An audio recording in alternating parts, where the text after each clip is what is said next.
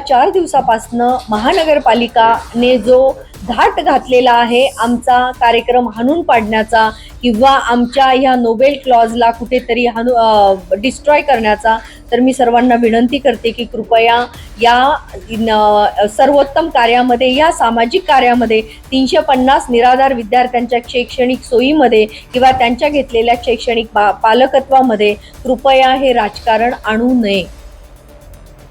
उमंग महिला फाउंडेशनच्या वतीनं आयोजित महाकल्चर fest Chak De India live in concert हा भव्य सांस्कृतिक कार्यक्रम 350 निराधार विद्यार्थ्यांच्या शैक्षणिक भवितव्यासाठी निधी संकलन करण्याच्या उदात्त उद्देशाने आयोजित करण्यात आला आहे. हा कार्यक्रम गेल्या अनेक दिवसांपासून पूर्व नियोजित असून त्यासाठी जागा मालकाची लेखी परवानगी घेऊन संबंधित सर्व विभागांकडे आवश्यक परवानग्यांसाठी विधिवत पत्रव्यवहार करण्यात आलेला आहे.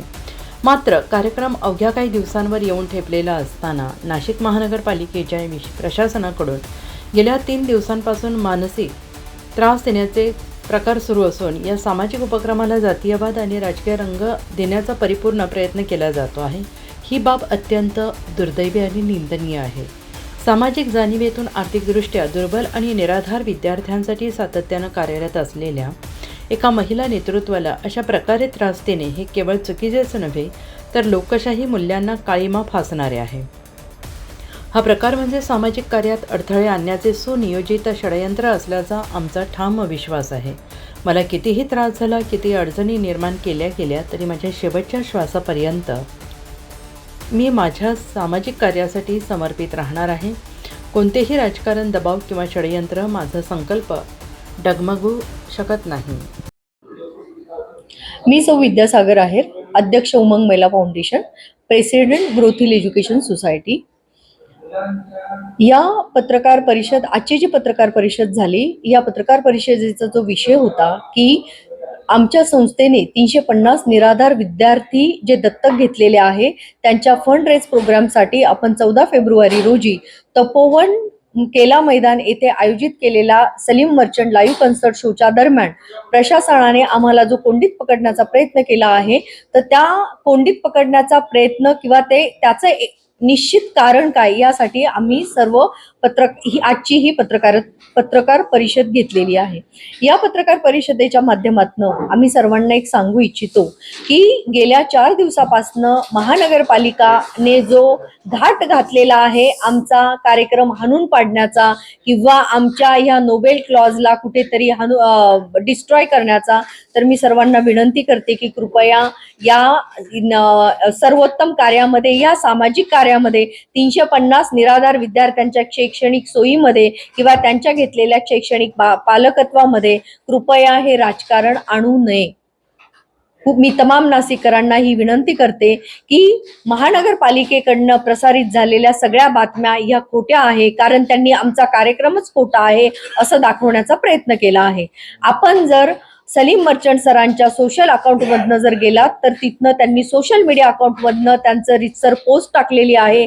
त्यांच्या शेड्यूलमधनं त्यांनी 14 फेब्रुवारीचा जो शेड्यूल आहे तो नाशिकसाठी दिलेला आहे. मात्र कुठल्याही सामाजिक किंवा कोणत्याही गोष्टीचा विचार न करता, ऑर्गनायझरशी न बोलता महानगरपालिकेने जो घाट घातलेला आहे गेल्या 4 दिवसापासून आमचा कार्यक्रम हाणून पाडण्याचा, तर कृपया ह्याच्यावर कोणीही विश्वास ठेवू नये. यामागे जे राजकारण चालू आहे, मी त्या सर्वांना विनंती करते कृपया आपलं राजकारण थांबवावं व निदान त्या 350 निराधार विद्यार्थी जे आहेत त्यांचा विचार करावं व ते ही सामाजिक जे कार्य आहे, हे सामाजिक कार्य किंवा सामाजिक संस्था, शैक्षणिक संस्था हे राजकारण करण्याचं ठिकाण नव्हे. मी सर्वांना विनंती करते. धन्यवाद. आपण ठरवलेली तपोवन केएन केलाची जागा ही सुद्धा प्रायव्हेट मालकाची होती. रीतसर आपल्याला त्याचं पत्र प्राप्त झालेलं होतं, तरी या मागे राजकारण करण्यात आलं. या व्यतिरिक्त आता आम्ही उद्या रेपिटेशन दाखल करत आहोत.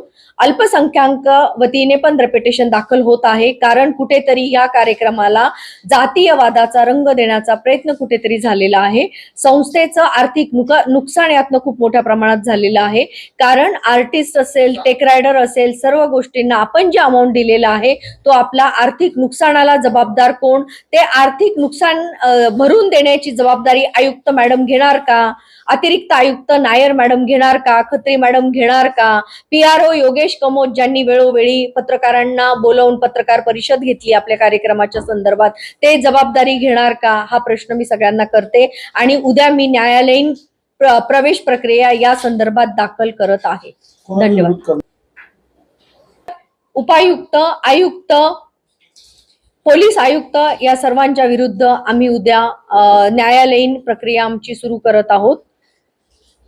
प्रायव्हेट आहे, या जागेत आम्ही परवानगी देऊ शकत नाही. आमच्या परवानगीचा इथे अधिकार येतच नाही. मुळात ह्या सगळ्या गोष्टी करत असताना जो आज खर्च झालेला आहे 50 लाख रुपयाचा, नगरपालिका आयुक्त आणि CP शहराचे पोलीस आपले कमिशनर यांच्या विरोधात आपण कोर्टात उद्या याचिका दाखल करत आहोत की हा खर्च कोणी भरून द्यावा. जर तुम्ही याला धर्माचा रंग लावणार असाल तर उद्या मुस्लिम संघटनांनी याच्यात सहभागी करून घ्यावं का.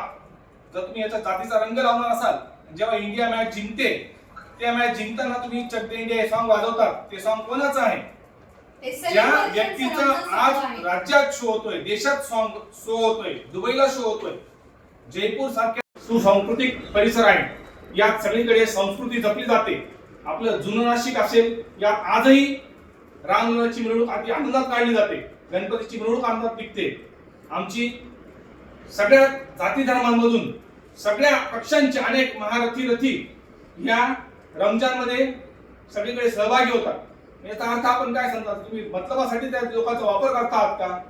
संबंधित डिपार्टमेंटच्या प्रतिनिधींनी परवानगी नाकारली, त्यांना हे पण प्रश्न विचारला का जर हा कार्यक्रम एखाद्या राजकीय मोठ्या पालकमंत्री लेवलच्या मंत्र्यांनी आयोजित केला असता, तुम्ही त्याला परवानगी नाकारली असती का?